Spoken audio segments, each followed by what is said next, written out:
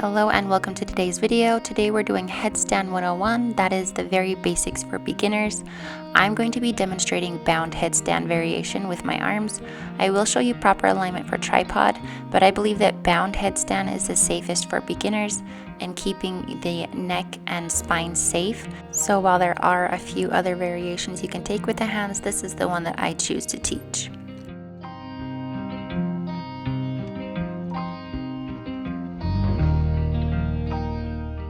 To set up your arms, you want to put your elbows on the mat, grab your opposite biceps, and then open up your hands in front of you and interlace the fingers. Your elbows make 2 points of the triangle, your head makes the third, and that is your base, is this little triangle on the mat. So here's another view. Grab your biceps, twist open, keep your elbows right where they are, interlace the fingers, and just cradle your head in your hands.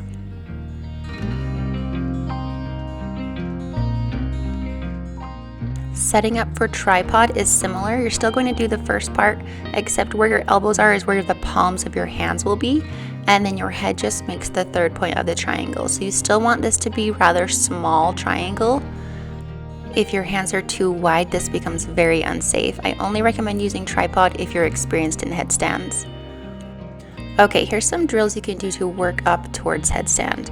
The first one is just rocking the weight onto the head. So you set up and walk the feet as far in as you can, and then you're just going to rock forward on the toes, transferring weight onto the top of the head and the elbows and forearms. This just gives you a feel of what it's like to have your weight stacked and your hips stacked over your shoulders for proper alignment and headstand.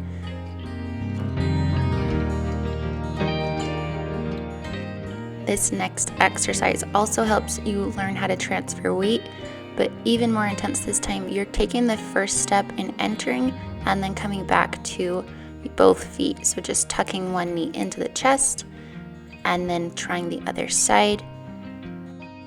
As you'll see later on, this is how I enter headstand because I don't like to kick up or teach a kick up. So this is the first step in entering my variation. One of the most important things, even though this is called a headstand, is learning how to transfer weight off of the head. So this exercise here, it might be hard to tell, but what I'm doing is just pressing my forearms and elbows into the mat and lifting my head off the mat. This is just how to activate those muscles so that when you're upside down, you can transfer some of the weight off the crown of the head.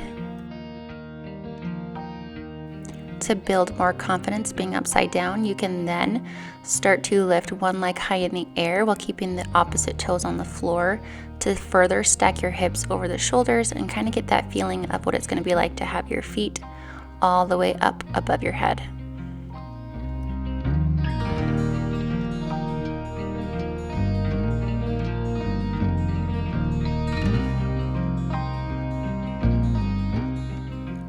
If you're working on these drills or just practicing headstand and you start to feel the pressure build or a headache, know that you can always take a child's pose. This is the counter pose for headstand. It puts that spine back in neutral alignment and natural alignment, and that is a great recovery pose.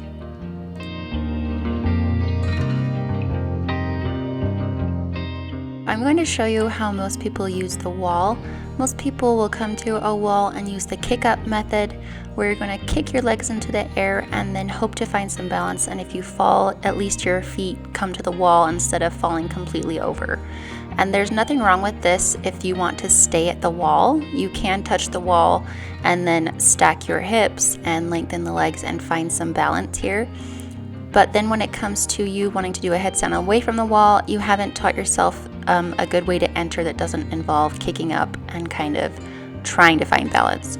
So instead, if you're going to use the wall, I suggest you still enter safely, finding proper alignment with the hands, tucking the knees in as I've shown here, one knee at a time, and then stacking hips and lifting the knees from there. That way if you go too far, you still have the wall there to catch you, so you won't fall, but you're not kicking.